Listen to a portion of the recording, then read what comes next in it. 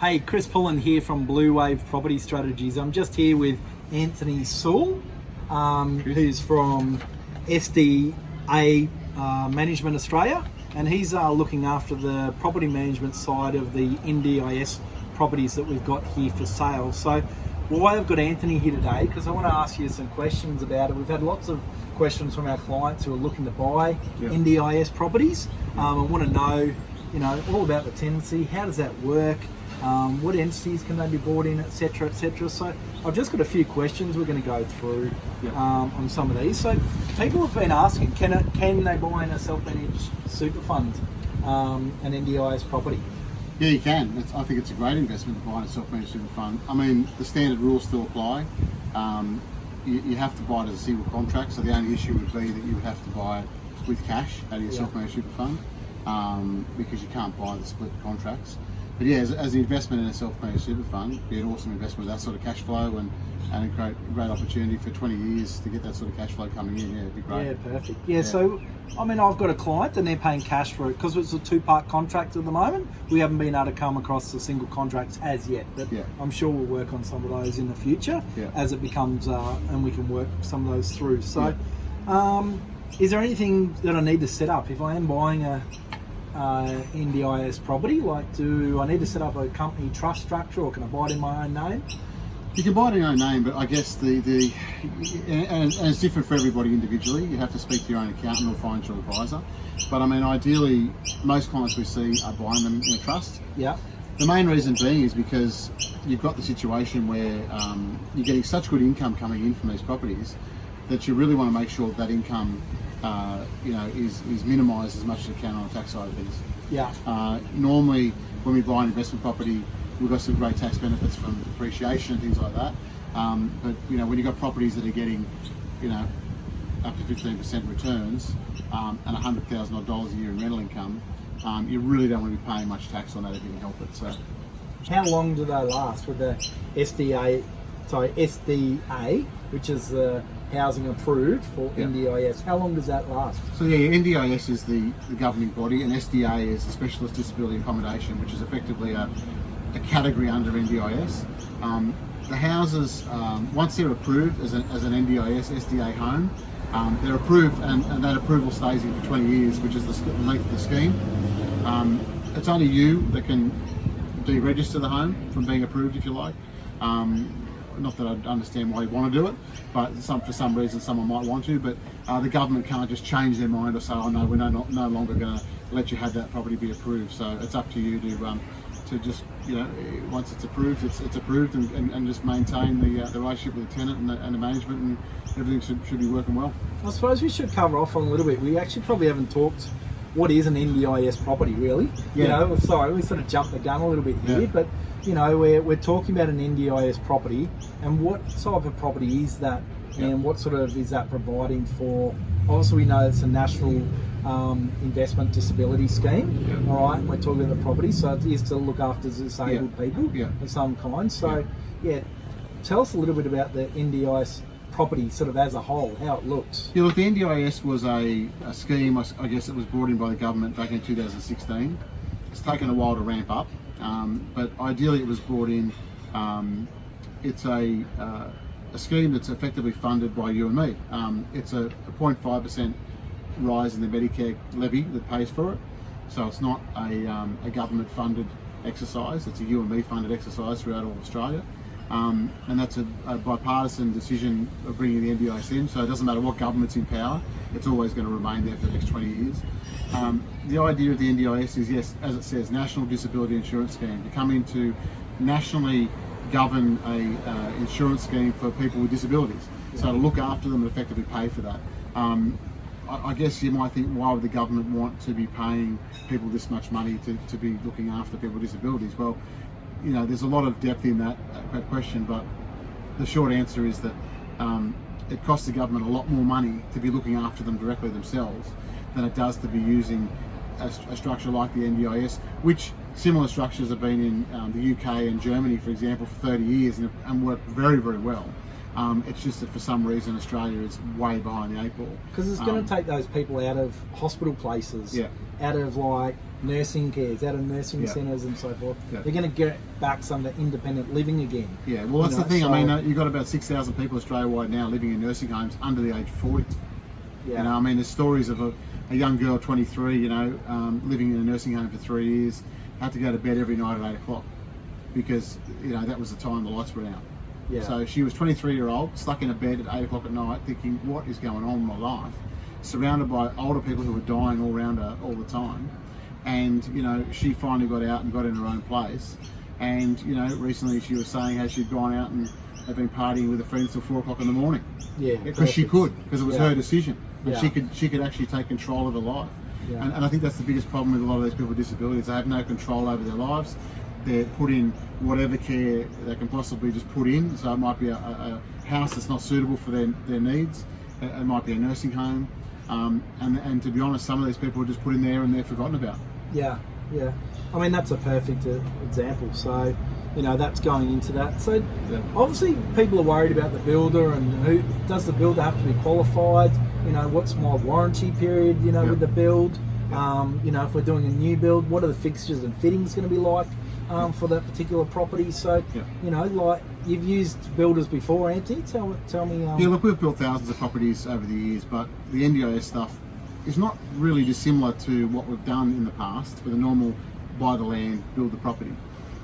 The property itself has to be compliant. It has to meet criteria under the NDIS for certain compliance levels. There's 4 different levels of building levels for people with disabilities, different levels. And obviously each home has got to be built to one of those different levels. So, you know, the builders we work with, we've got architects, you know, builders, people that have been in this space for a long time. They understand it. We're also very different to a lot of other companies out there that are really trying to design property that doesn't look like a hospital. Yeah. It looks like a real home. You know, I mean, I think that's the key. A lot of these people have been living in hospitals all their lives. The last thing they want to do is move out into a hospital. And these people have choice. This is the whole idea of the NDIS, is to create choice for people with disabilities to choose where they want to live and where they want to be. And the opportunity in all of this is that, you know, we can actually create a product that is so attractive that these people will want to choose to live there just because of what it is as a product. And I've seen some of these plans, guys. Like these look like executive houses. All right, they're, you know, you drive past it in the street and it's exactly, you know, like it's exactly the same. You know, you've got, you know, double lock-up garage. You've got, you know, like, but when you look at the plan, it might have 3 en suites plus a little powder room for, you know, for all the occupants. So they've really got that sense of their own being in this house, but also by able to having a carer stay in there and help with them as well. So that's right. But one of the other things is who finds the tenants for the property. How does the actual tenant? Because a lot of people are worried. You know, what if I can't get a tenant? You know, Anthony, for that. You know, like how is that process happening with the providers, with the government? You know, and how is the actual revenue going to come in as an investor? Look, I mean, as I say to people, there's 2 guarantees I can give you with these properties. I can guarantee you that that's the price you're going to pay for the property. So the house and land package is a fixed price. That's the price. I can also guarantee them to the dollar what they'll get in rent on that property, based on the government calculator that shows us to the dollar what they'll get on that property. But that's where the guarantee stops. Right now, the challenge is definitely around property management and getting the tenants in. When we first started in this about 18 months ago, you know, we spent a long time researching and then spent a fair bit of time looking for other property managers to take up the property management role for us. And we found there was no one really suitable that we could trust or was just charging exorbitant fees and unreasonable terms to manage property. So we went out and started our own property management business. We got registered under the NDIS as a registered service provider. That's important, isn't it? Yeah, like it is. Well, you have to have that, you have don't to you? have that. Yeah. So a normal property manager can't manage these properties. Yeah. They don't have the ability, and it's a totally different mindset. We have to approach service providers. We have to set up those relationships, working with their clients that are people with disabilities, and obviously then working with the unfortunately very slow and frustrating system that the government has in place at the moment. Look, it's going to change. It's changing. We should have seen changes come through in May. It never happened. Coming through the end of September, it never happened. We're promised by the end of the year. Are we going to get a Christmas present? Well, let's hope so. But at the end of the day, you know, we can only hope. The faster they come in, obviously the faster it'll speed up what we need, which is, we need these people to get approved quicker.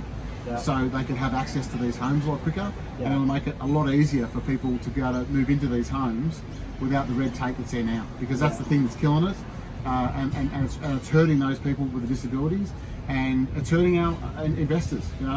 We've got a couple of homes coming up now, which look, the clients were well aware of when they purchased, that they might be in that position where it might be a little bit of a delay, and that's no problem, because our homes are built to such a level that we've been able to just for 6 months lease those homes out now to a regular non-NDIS tenant, and the property managers have been overwhelmed with how nice the homes are. So, and that's a good question too. Hey, if you're not happy with the NDIS, or you're not happy with your property, it can be rented out on the local property market as a normal, typical tenant would be through a normal agent. We're doing that now for the fact that it's because of that red tape and that delay. But look, it's better to be at the party early than to be there late, and really that's what those clients have done. They bought early, they got in early. Sure, they'll get standard rents for the time being, but once we get this little bit of a system ironed out, which I think it's certainly nearer than it is further away, we're going to be in a position that those clients are going to be getting the 15% rent returns. And look, once tenants move into these properties, they're there for life. Yeah. From a lot of the service providers we speak to, they don't want to move out, and they won't move out. Yeah. Unfortunately, you're dealing with people with disabilities. Sadly, they might even die in these homes because their disabilities, often they're not getting any better. Yeah. We're in a position where we want to make sure that, and we like to refer to them as their forever homes. Yeah. We want them to move in, to love where they're living, and to be comfortable in those properties. And look, it's the first time in 25 years I've seen a situation where you've got a win-win-win. You've got the government winning because they're obviously saving them a lot of money with having to support these people. Yeah. You've got the tenants are winning because they're living in a home that suits their needs, and investors are winning because they're getting a great return for the next 20 years. Yeah. So, it's a great community service, for investors to be investing in it, but they've got to have faith that it will work, and I believe it will over the time, over the short time. No, it sounds fantastic. And when is your property eligible for an NDIS tenant? Like, is there something in the system, or is there a certificate or something like that that's signed off and that's been approved as a particular provider?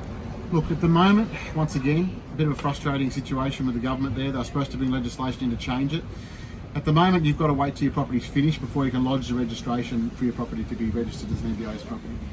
The issue with that was taking up to 120 days to get registration through. Yeah. Okay. So we really wanted to see, this coming early this year. We believe it still will, where you can register the property as it's being built to get changed, and to be registered as an NDIS home. So by the time it's actually completed, it's registered, tenants can move in straight away. So we believe that these are clunky things that the government are realising now are clunky, and they will be changing because it just makes sense to make it a lot easier and make it more transition. Yeah, that's right. Yeah. And I suppose as an investor, I want to know how does the money hit my bank account? Where does all that come in from? Is it the government paying? Is it the rent assistance paying? Yeah. Is it the carer's wage coming in? How does that all actually flow through there, Anthony? Look, you've got 3 forms of income that come in. So the tenant themselves or participant, they get 2 forms of payment from the government. They get a rental assistance, and they get their disability pension, which 25% of that goes towards their rent. And then there's the NDIS payment. So all those 3 payments come in, as each one of those tenants are in the property. They get paid directly to us at SDA Management Australia, who are the managing agent. Yes. Like a normal property manager, Yep. we would take out any fees involved in that and then pay it through to the owner.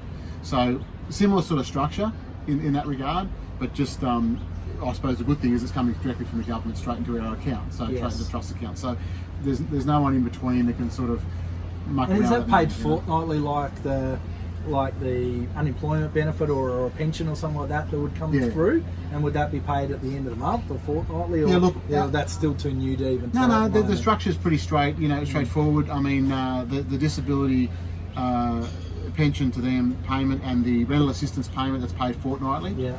And that would then obviously be paid through monthly to the owner. Yeah. The NDIS payment is paid quarterly. So whatever end of that month had to be paid to the owner once that comes in. So yeah. And so a couple of the responsibilities of the landlord. what are they responsible for, and are they, do they have to furnish the property at all, and obviously maintenance and associated costs and so forth with the property. I imagine it would be similar to if you're renting another property, you'd have to keep the upkeep and the management, the maintenance of that property up on forward that, but maybe do they have to furnish, because there's obviously usually 2 or 3 tenants in that place, or do they bring their own furniture into that? It's a good question. I mean, it's one which we're still working through with certain service providers, because I think that the needs will change with each one. But generally, we're saying to investors to allow for 5 to 10, maybe $1,000 worth of general furnishings. Yeah. So things like a lounge chair, dining suites, a fridge, a washing machine, TV, general rooms, area sort of stuff. Yeah. Their bedroom items are probably going to be supplied by the actual tenants. Yeah. But look, it's all part of the bigger plan. Obviously, you get some good tax deductions by providing that sort of stuff, and you can write that off over time. But definitely, we'd allow for that just to be safe. And with electricity and NBN or something like that, you're looking at probably the owners getting it on, and then having the tenants obviously pay for that as a third. Or look, remember these tenants like are actually signing a normal residential tenancy type agreement. I mean, they're not. It's not a specialised agreement they're signing because they've got a disability. They want to be part of society as a greater picture. So they're signing a residential tenancy agreement. So under the normal residential tenancy terms that we'd see in a normal property investment structure, normally the owner would pay for putting on of the services, but any usage of those services would then be obviously covered by the tenant. Sure. Things like lawn mowing would probably be worth covering as an investor as well, just to maintain. Keep the plans alive. That's right. But once again, if we've got a few properties we're doing within an area, we can get someone to do all the properties and get a discounted rate and things like that. So we're going to work with locals to do things like that for us and look after it. But generally, there's no real difference. I mean, your maintenance and that sort of stuff. I mean, if they cause damage and there's problems in the home, they've got to pay for it like a normal residential tenant would pay for it for any damage. And they would have a bond of some kind. They have a bond they pay. Well. Yeah, that's right. So that's all part of it. Yeah. But generally, just upkeep and maintenance like you would normally have to do. Yeah. Which just looking after the home and just making sure it's serviceable and looked after. Yeah. Yeah. No, great. So there was last couple of questions. Like, can you guarantee 100% occupancy? This is what some of my investors are going, oh, what about if it's not 100% occupied? What am I going to do? Is the world going to cave in because I'm not going to have, one tenant in there for that? And if you lose a tenant, obviously, can you get another tenant and so forth into that property? Yeah, look, the tenancy side of things is a bit different to normal, because you have got effectively in a 4-bedroom house, for example, you've got 3 tenants and a carer. Yeah. So you've got 3 separate tenants on 3 separate individual leases. If you did lose a tenant, there's no reason they can't replace one. Sure, if you've got one tenant in there, and not another couple, that's problematic. But look, it's like back when we were in our 20s, when we had a share house. Pretty much. And there were 4 people in a share house. If you didn't get along with one, that's right. He has to go. That could happen. That can happen. So there's all sorts of things that can happen in that regard, and that might happen. But I think what it comes down to is the service providers and the carers, they know their tenants very well. They know the sort of mix of people they're trying to get in there. Yeah. So they'll tend to try and mix that house and fill that house with people they know will work together and will get on. I think there is going to be times. I mean, you can't guarantee 100%. You can't guarantee 100% in a normal residential property either. So I mean, it's the same sort of thing. You still got that. There's no guarantee, but I think the key in all this is that the overwhelming, numbers that come through with the support from what the government's providing as an income under the NDIS certainly compensate for that element. If you had a 3-bedroom house and you've only got 2 occupied plus a still carer, you're still going to be making some really good cash return and return on that. That's right. So like, but look, whether we're talking, currently the numbers are varied, but if you said 20,000 people as an average around Australia who are currently on the waiting list looking for these sort of properties, it's not really an issue when it comes to getting tenants in the property. It's just the red tape of that process right now. But we know they're out there, and we know once we get them in there, they're not going to move in most cases. So that's our job as the management side, to really try hard, which we are, to work those relationships through and get them tenanted. Yeah, sure. Well, that's about it really from me today. And I've got to thank Anthony Soole from Sorry, Property SDA Management. SDA Management Australia. I'm Yeah, sorry. that's all right. Still learning his corporate business name, but we're working closely with Anthony with this. It's been excellent. I'm sure you're going to have more questions. If you do have them, please message us, comment on that, where we can get those back to you. But what a great day it is here on the Sunshine Coast, and thanks very much, Anthony, No for worries, mate. coming to have a chat. No problem at all. Cheers. Thanks, heaps. Thank you. Thanks, guys.